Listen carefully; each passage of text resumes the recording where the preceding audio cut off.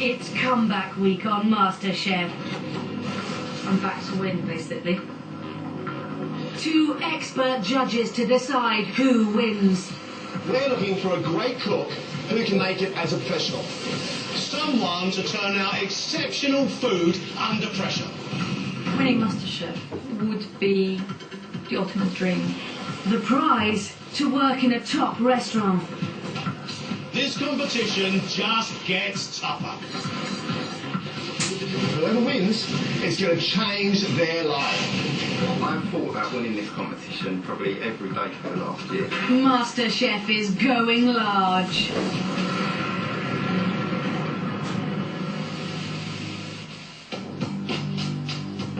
All this week we're giving contestants from the last series of Masterchef a second chance. Last year these 3 contestants failed to make it through. Now they're back. Really excited. I've worked hard. I believe I can go all the way this time. This time I'm gonna show John and Greg that food is really my passion and that I really, really want to win. I feel absolutely terrified, but I feel so determined that I'm going to do really well this time around. It's their second attempt to win the competition, and their tests are tougher this time round. In the invention test, they have to make not 1, but 2 dishes from scratch. It's well cooked, it's well looked after, you understand the flavours, and that's brilliant. In the professional kitchen, they'll each have to create their own dish for paying customers. How do you expect them to steam if you don't leave the thing covered? Then they're back to cook their best 2 courses for the judges. Very well done, that is right on the money. Only one of them will make it through to Friday's quarter-final. Well, welcome back. You put yourselves through it again. You know what's expected of you. 2 courses in 50 minutes. Do it, and do it very, very well. It's the invention test. They have 50 minutes to create 2 exceptional dishes from today's ingredients, which include pasta, biscuits, chocolate, banana, potato, quinoa, chickpeas, broccoli, anchovies, aubergine and a rack of lamb. Judging the contestants are top chef and restaurateur John Turode. Today, I would love to see somebody cook with passion and confidence. And food writer and broadcaster Greg Wallace. I want to see a very high level of competency. Few mistakes. That's what I'm looking for.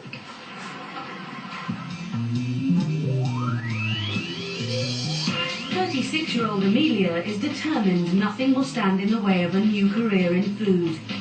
This time around I feel much more confident. I know that I can cook, I know I can produce a really good plate of food, and I'm going to do it here. Whatever John and Greg tackle me on, I'm going to do it. Last year Amelia got a little over-ambitious with her fruit halibut. I think the texture's a bit weird.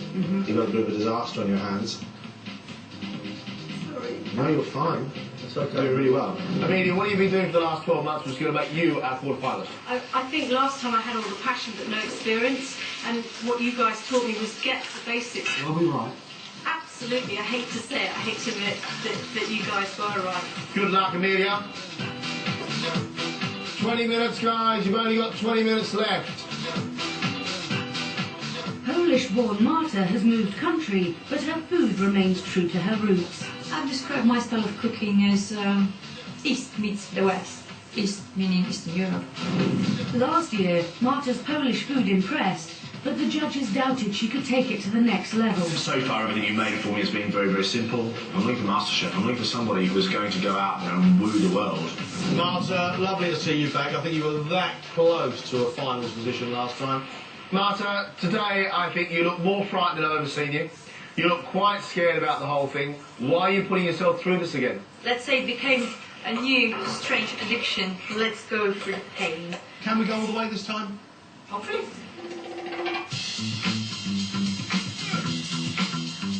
South London graphic designer Paul has a passion for food bordering on obsession.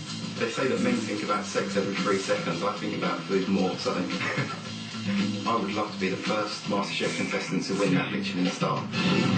Last year, Paul impressed with his flavours. It's a nicely cooked piece of steak. It looks good. It's good pop. But unfortunately for Paul, not enough to get him through. Paul, very good to see you back. Me back. So you're obviously determined to change your lifestyle, Paul. Yep. What are you doing as your main job now? Still graphic designer. But on my days off, I've been working in a Michelin-star kitchen. I've had pretty good training there. I believe I'm just a more all-round chef at the moment than I was last year. Paul, I've got to say, in fairness, you do look a much more confident, rounded cook than you did before. Really? 2 minutes, guys, 2 minutes.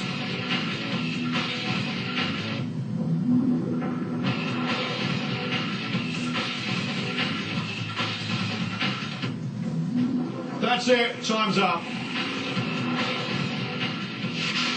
Amelia is hoping her lamb chops, roasted potatoes, turnips and broccoli will showcase her newfound confidence. I'm concerned with that. I think that's raw. We've got blood there. Slicing all the vegetables and then roasting them all together I thought was a pretty good idea. But they've soaked up so much oil. They're too greasy. The potatoes are a bit chewy because of the fact of all that oil. They haven't been sort of cooked that well. I think you're trying too hard, Amelia. Can Amelia's caramelised bananas and chocolate-dipped biscuits make up for lost ground? Caramelising around the banana is sharp. That melts into natural sugarness. Of course, most of what we've got there is biscuit, and that was nothing to do with you apart from opening a packet. Amelia, what do I say? Chocolate bananas and shortbread biscuit. That's what it tastes like.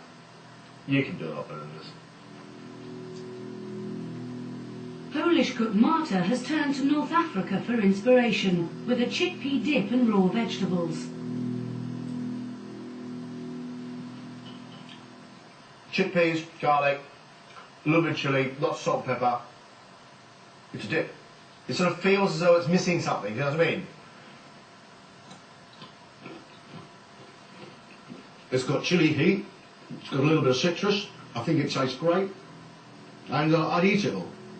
Can Marta win unanimous praise with her lamb chops, quinoa and aubergine relish? Great flavours, great textures. Not from the lamb's slightly dry, but the aubergine is soft and sweet, really well seasoned, highly seasoned. It's got to come out the pink, doesn't it?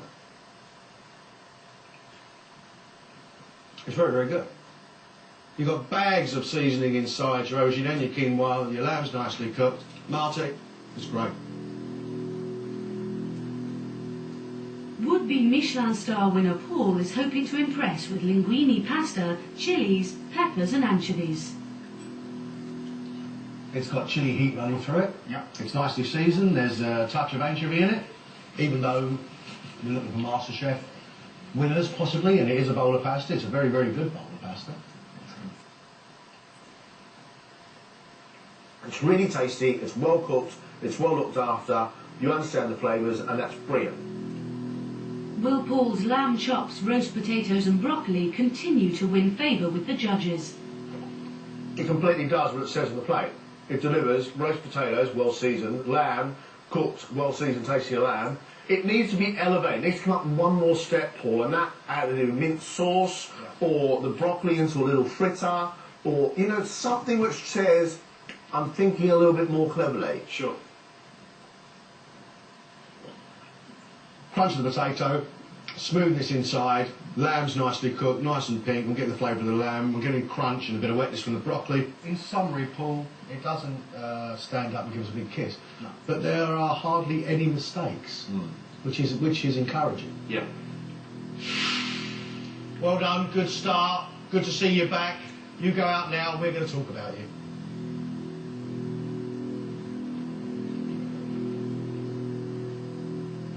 First round over. But I don't think anybody really shined today. I'm not as unimpressed as you. Marta, it was a very tasty dip. Smothered in oil and pepper, I don't think it needed, but it was a very tasty dip. And then she did grill her lamb chops very, very well. Then you've got that beautifully cooked, soft flavours of aubergine. That was a well put together plate of food. I know this glimpse is great. I just don't think it had that wow that I expected from the potential these guys, I think, have got. Not bad. Could be better and definitely has to be.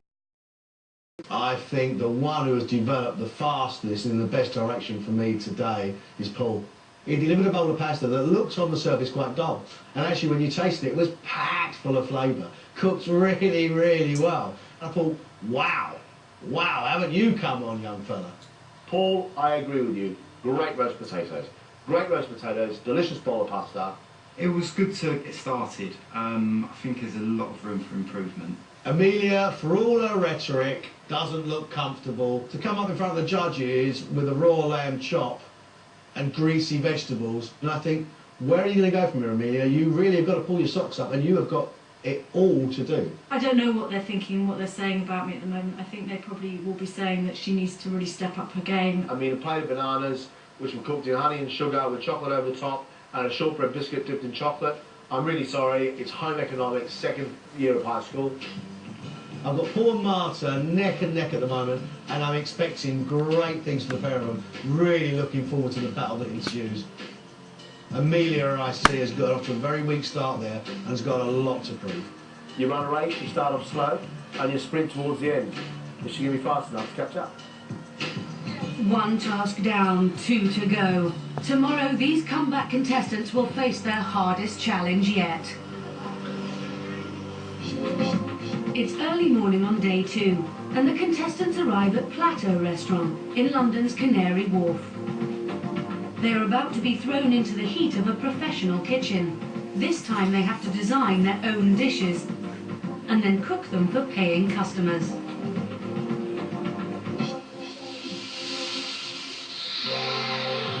They have the morning to each invent a dish with the help of head chef Tim Tolley, who's looking forward to a hectic lunch. Yeah, it's a busy day. We've probably got a good 160 books, so good challenge for them. Amelia, you need to get the scallops on first. Yes, chef. Amelia is making seared scallops with artichoke risotto and rocket pesto. The dish proves instantly popular with the restaurant patrons, which takes Amelia by surprise. I thought nobody wanted scallop risotto, and all of a sudden they basically empty. I can't believe it. It's a nightmare. Paul's having a few nightmares of his own. He's making turbot en papillote, a process of steaming the fish in sealed tinfoil. The dish is then finished with a champagne sauce, but he's having timing issues with his first plate. First one here, chef. You ready? How do you know if it's ready? It's raw. Put it back in. Come on. Quickly. Martha's dish is a saddle of lamb, poached leeks and chestnut puree, and it's also proving a winner with the lunchtime crowd. How many are you plating? 2. Yes. Need 3. Okay. Her plating skills look good, but what chef wants to know is why she's getting someone else to cook her meat. Are you leaving that up to Fred? I'm leaving it up to Fred. Ah, so you're just plating everything. I didn't realise that I had to. It's your dish. Let's go.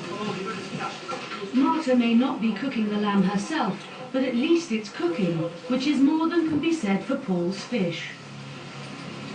The raw, chef. Yeah, put the other oven. And you're cooking them on papillote, correct? Yeah. How the f you expect them to steam if you don't leave the thing covered? Steam goes straight out the top. I made a few mistakes just with the papillote, not quite sealing them, so they weren't quite steaming the way they should have been. While Paul looks shell-shocked from Tim's pep talk, it's nothing personal. Just a little encouragement and trying to get them moving and their brains working and getting the job done, really. You know, the customers don't wait, so. Midway through service, and it's Amelia's scallop risotto that's proving a hit with the customers. It was actually probably one of the best risottos I've ever had. The dish has proved so popular that Amelia's struggling to keep up. You have 4 working right now, correct? 4 on the go. Yes, chef. Yep. We need to get some more risotto cooking soon. No, We need to say sold out. no. Oh my God. As long as one innocently, you're welcome. Marta is finally taking full responsibility for her plate and seems to be relishing the pressure. Not stressful, but at the same time, very, very exciting. I've learned so much already. The guys are so great. And it's taken a while, but at last Paul has got his timings under control. So if that fish is cooked, we can go with it. Sure. You sure it's cooked? Sure. Leave it down, yeah, so. The dish gets the boss's nod of approval, but Paul's disappointed he sold only 9 turbots compared to 14 lamb for Marta, and a staggering 22 risottos for Amelia. Maybe they've overpriced it, who knows? Maybe it's the champagne reduction. It's maybe a bit too expensive for the city boys. After a manic 2.5-hour service, time for John and Greg to find out from Tim who did the best. Tim, thank you very much. Fantastic setting for our would-be chefs to work in. Tell me about Marta. Marta was very hesitant and a little shy and scared, so one of our guys had to help out and make sure everything was cooked properly. She did a lovely job though at the end. She sold about 14 lamb today, which is good. Tim, tell me about Paul's problems. Paul's timing was a little bit off. I asked him several times how long it would take for the turbo to cook. He said 7 minutes. I think it took about 12-15 minutes. Waiting for the turbo, can't have that. How did Amelia get on? It's tricky to cook risotto during service, and the texture of every single one she put up was beautiful. The consistency was there, the seasoning was there, and we didn't have to wait forever for the scallop dishes. But if I had to choose one of them, even though it'd be a tough choice, Amelia would win. Now they're straight back to Masterchef HQ. Last year, these 3 contestants failed to make it through. Now they've been given a second chance. Paul impressed in the first round, but had problems with the professionals. He's now got to pull out all the stops if he wants to hold on to his Michelin star dreams. Polish cook Marta did well in the invention test, but then failed to impress in the kitchen. She'll now have to deliver 2 exceptional plates of food if she wants to make it through. Amelia had a disastrous start, but starred in the restaurant. Now she has to convince the judges she's got enough skill to push her food to a professional level. Welcome back to the studio. Hope you had fun in the kitchen today. You know the rules. You have 1 hour, your 2 dishes. At the end of it, we will have a quarterfinalist. I wish you all the very best of luck. Cook like you lovers. They have to cook a 2-course meal of their own design. Only one will win a place in Friday's quarter-final.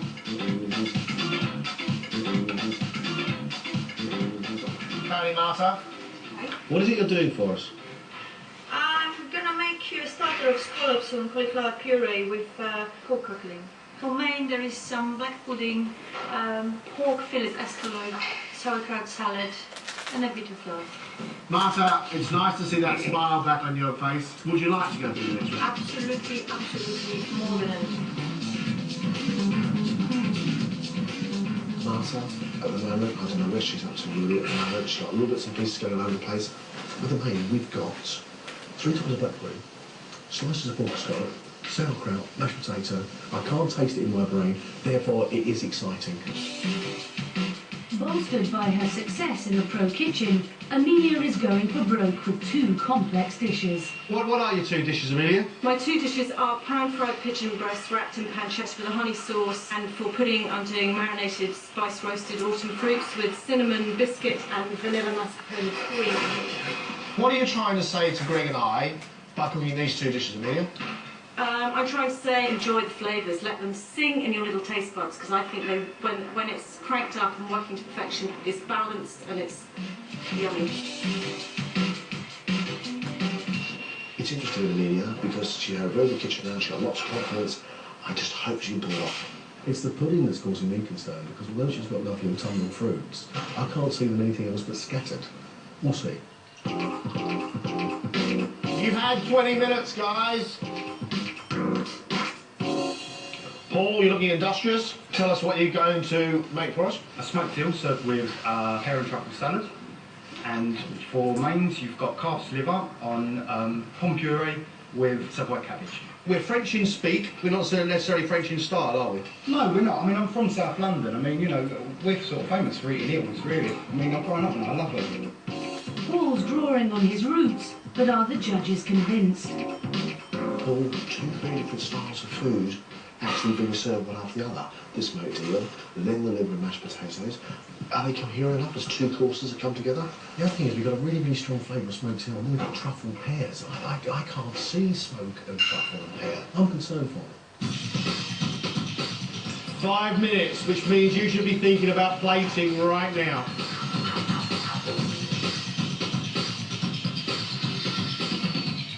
That's it.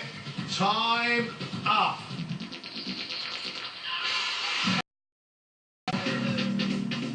Amelia has made pan-fried pigeon wrapped in pancetta and honey sauce, with potatoes, spinach and mushrooms. For dessert, spice roasted autumn fruits, cinnamon biscuits and vanilla mascarpone cream. The pigeon is a very, very strong flavour, and it does actually overrun the rest of the flavours. The idea of the potatoes and the mushrooms I think is a good one because it does give it texture and flavour, but I think you need to find a stronger mushroom. Strong gamey bird, liverish, flesh-like liver, but the very well cooked spinach and mushrooms give it moisture. I think it's a very well flavoured, well cooked dish. Good. Shall we move on to our autumn fruits? I say Christmas. It's Christmassy, it's really warming, it's got a lot of flavour of cinnamon and vanilla, and the syrup, which is very, very thick. I think the fruit needs to be softer. Cream, soft cream, crunch of the biscuits, fruit soft enough for me. I think running through both of these, we have a problem with presentation. Paul's starter is a fillet of smoked eel with smoked eel fish cake and pear and truffle salad. His main course is pan-fried calf's liver with Savoy cabbage and pomme puree. That fish cake is absolutely stunning. Thank you. It is soft, it's delicately flavoured with the eel. I'm mightily impressed. Excellent. Deliciously soft, lovely smoked pan-fried eel.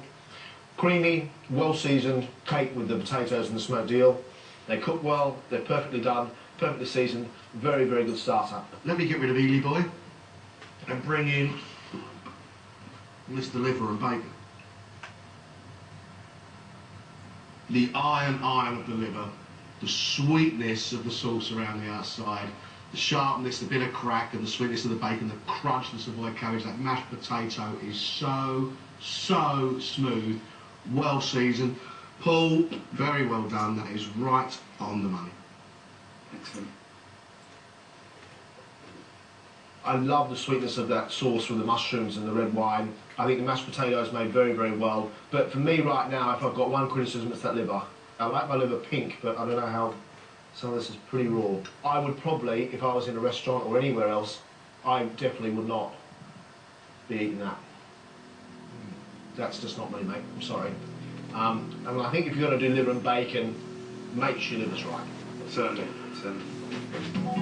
Marta's first dish is pan-fried scallops with cauliflower puree, pickled beetroot and caramelised scratching. Her main is a pork escalope with mash and black pudding and a juniper mustard sauce. Cauliflower puree, scallop, classic combination. There's the softness of the cauliflower, which is not very strong. There's the sweetness of the scallop. Then you get the sourness of the beetroot. I like the smoothness of the puree. I think the scallops are cooked really well. I like the idea there's a little bit of beetroot on the side to put together. I think the puree is very well made, and I think the scallop's very well cooked. What is difficult for me is the crunch of those bits of crackling in an otherwise very, very smooth dish. Yeah, to your pile of pork. The black pudding and the mashed potato are absolutely delicious together. It's the juniper berries that make it rich and fragrant, and then the margarine that goes through it. And actually, I've got to say, that's really surprising. That black pudding has suddenly become something really, really interesting, and the flavours are really, really good. I think the presentation leaves a lot to be desired. I really do. I really do. Because your cooking's good, your flavours are good, your palate's good, it always has been good. It's now how you're going to get on a plate and make it look like it can be sold in a restaurant. It tastes great. I close my eyes and I'm very, very happy. I open them again and I've woken up into somebody's cookery right now. Who's going to be our quarterfinalist? Wait outside, we'll make a decision, we'll call you back in. It's going to take a while. Thank you. Off you go.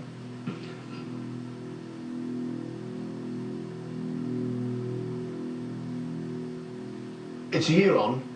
Comeback contestants. Today's decision is going to be tough. 3 people have worked very, very hard over the last 2 days. Paul's fish cake was lovely. It was light and fluffy mashed potato inside, and it had the lightest of crispy coatings. You could see what he's been learning. That eel fish cake was really delicious. The rest of the bits and pieces on the plate, not here nor there, and the liver and bacon was well conceived and well done, except for his liver was raw. It's really concerning me at the moment, just as to whether John and Greg are, really going to mark me down for the fact that the liver needed about another minute in the pan. Marta excites because of her flavours and disappoints me hugely because it's ugly. Her food was never ugly. It's gone all over the place. My presentation let me down, and I was very well aware of it, and just looking at it thinking, oh my God, this is quite embarrassing. I don't want this plate to be anywhere shown. I just wanted to chuck it in the bin, really. The presentation of that pork dish was so horrendous that I didn't think it was going to taste of anything at all. I thought it was going to taste absolutely disgusting. And I walked away from it thinking, I love that black pudding with the juniper berries. Amelia, for me, neither excites nor disappoints. She's just running some sort of middle ground for me. The main course of that pigeon was actually the only flavour I got on that plate. The dessert that Amelia made, I think the idea of it's really good, the concept is really good. The syrup I thought was absolutely fantastic. I think proportionally it wasn't quite right, and I don't think it actually worked as a dish. Yeah, very proud of myself for developing so much in the last series. That's what I'm pleased about, and not crying. In my mind right now, if I was going to make it easier, if I was by myself, I would probably take Amelia out of the equation. I'd be left with Paul and with Marta.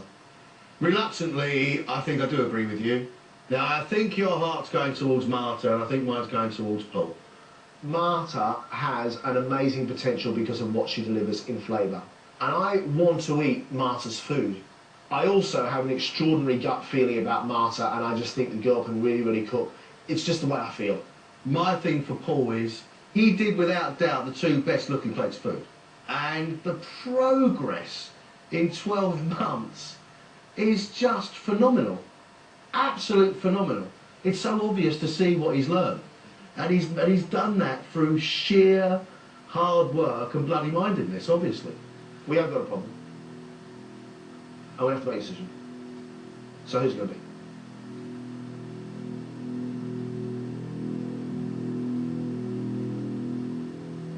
Your food's been great. You worked really, really hard. And I'm sorry, it's only going to be one of you. Our winner? Our quarter-finalist is Marta. Very well done. Congratulations. I really, really want to go through it. I'm ecstatic, I'm so happy. I am disappointed in many respects, but it's opened up so many doors for me, Masterchef, that my life will never be the same. A little gutted for myself, but really pleased for Marta. It's hardly going to be the end of my career, so positive and move on. This is when the pressure really starts, because I hate disappointing people, and oh God, don't let me let them down. Marta will be back on Friday, when she'll battle against 3 other exceptional cooks for the title of MasterChef. Think you've got what it takes to tantalise John and Greg's taste buds? Find out how to enter any future series of MasterChef at bbc.co.uk/food.